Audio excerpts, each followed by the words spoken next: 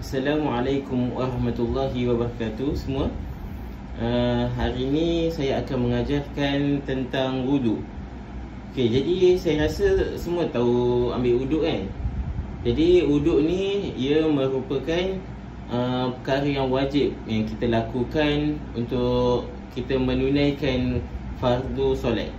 Sesiapa yang tidak mengambil wudu maka tidaklah sah solatnya, kerana wuduk merupakan syarat sah untuk solat.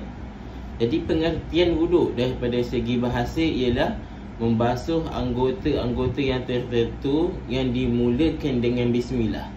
Jadi wuduk ini dia mempunyai anggota-anggota yang wajib dan yang sunat. Sebab kadang setengah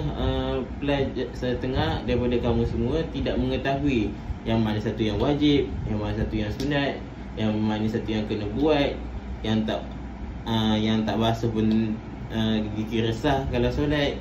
Jadi hari ni saya akan mengajarkan tentang wuduk yang sebenar. Sebelum tu saya akan membacakan dalil daripada surah Al-Maidah, yang mana Allah Subhanahu Wa Taala telah berfirman, A'udzubillahi minasyaitonirrajim. Bismillahirrahmanirrahim. Ya ayyuhallazina amanu idza qumtum ila as-salah faghsilu wujuhakum wa aydiyakum ila al-marafiq wamsahu bi ru'usikum wa arjulakum ila al-ka'bayn. Yang bermaksud, wahai orang-orang yang beriman, apabila kamu hendak menunaikan solat, idza qumtum ila solat faghsilu wujuhakum, maka berwuduklah dengan membasuh wajah-wajah kamu. Kemudian Allah sebut apa? Faghsilu wujuhakum wa aydiyakum ilal marafiq, dan basuhlah kedua tangan kamu sehingga ke siku. Wamsahu bi ru'usikum, dan sapulah air ke sebahagian kepala kamu. Wa arjulakum ilal ka'bayn, dan basuhlah kedua kaki kamu sehingga ke buku lali. Jadi dalam ayat Quran pun dah sebut jelas yang mana rukun-rukun yang atau perkara-perkara wajib yang perlu kita lakukan untuk mengambil wudu. Okey. Jadi Ustaz hari ni akan terangkan lebih jelas lagi macam mana untuk kita mengambil wudu. Okey, yang pertama, kita sebelum melakukan apa-apa kita perlulah berniat. Kita perlulah membaca bismillah untuk melakukan ibadah. Wuduk ini merupakan sesuatu ibadah juga, untuk pengetahuan semua. Antara cara atau tip untuk kita khusyuk dalam solat adalah kita khusyuk dalam wuduk. Bermula daripada wuduk tu kita dah perlu khusyuk, ingat kepada Allah, ya Allah, jadikanlah wuduk aku ni sempurna supaya solat aku ini sempurna. Jadi wuduk ini adalah perkara atau satu elemen yang penting yang perlu kita ada, yang perlu kita buatnya dengan sungguh-sungguh, buatnya dengan sempurna supaya solat kita sah.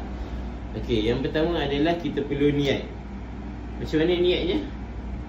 Nawaitu wudu'an lillahi ta'ala, sahaja aku berwuduk kerana Allah Ta'ala. Okey, pertama. Dan perkara yang sunat kita perlu lakukan sebelum kita membasuh muka adalah kita berkumur-kumur. Nabi SAW akan berkumur-kumur dulu. Sebelum dibasuh muka dia berkumur. Dan antara sunatnya juga adalah kita memasukkan sedikit air ke dalam hidung. Kita basuhkan bahagian lubang hidung. Kemudian kita basuh jari jemari pergelangan tangan. Kemudian baru kita basuh muka. Kita basuh muka, pastikan air yang kita basuh di bahagian muka kita ratakan semua kena. Kalau untuk wanita untuk pelajar perempuan, jika terdapat anak rambut di sini, pastikan anak rambut itu juga kerana anak rambut itu terdapat pada bahagian wajah. Jika tak terkena, maka hukumnya tak sah wuduk tu. Kalau tak sah wuduk tu, maka tak sahlah solat kita. Okey, kita basuh muka. Kemudian yang kedua adalah kita membasuh tangan. Sunat apabila kita basuh tangan ni adalah kita melebihkan sedikit daripada, ini bahagian siku, kita melebihkan sedikit daripada bahagian siku ni. Itu antara sunnahnya. Dan sunnahnya adalah kita melakukan 3 kali. 3 kali itu bukan wajib. Yang wajib adalah hanyalah sekali. Dan 3 kali itu adalah sunat. Okey, kemudian tangan kiri. Kemudian adalah kita membasuh sebahagian rambut, sebahagian kepala. Sunnah Nabi adalah kita mengambil air itu dan sapukan penuh ke bahagian kepala. Ambil air macam ni, ratakan. Okey. Dan sunnah yang seterusnya adalah kita membasuh telinga. Jadi mesti ada yang kat sini yang baru tahu yang telinga ni adalah sunat dan bukannya wajib. Kalau kita tak ambil, kalau kita tak basuh telinga pun, kita dikira sah.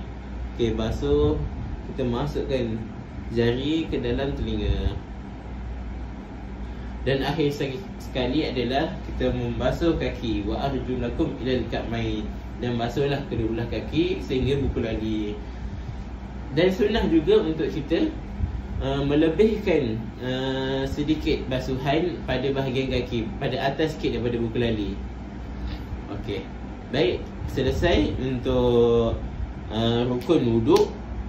Dan yang seterusnya adalah wuduk ini adalah perkara yang wajib jika kita untuk melakukan solat.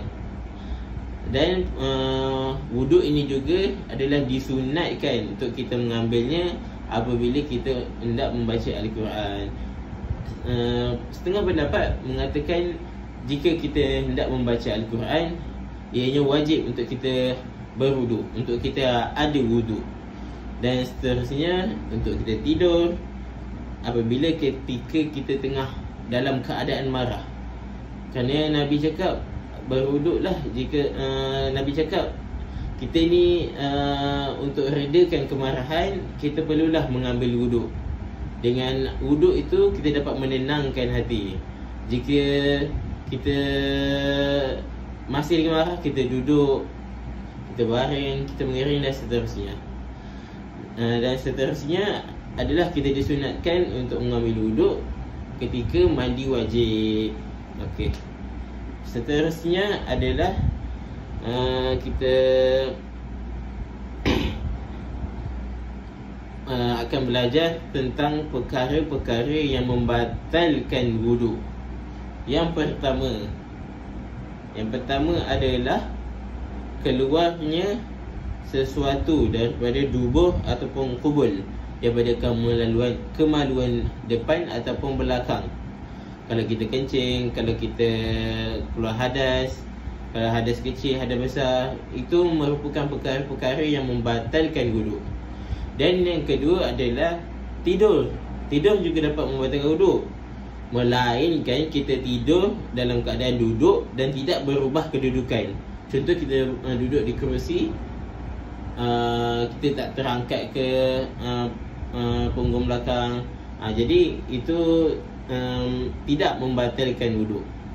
Dan seterusnya adalah gila.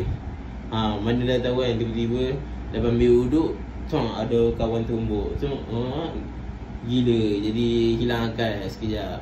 Itu dikira batal wuduk.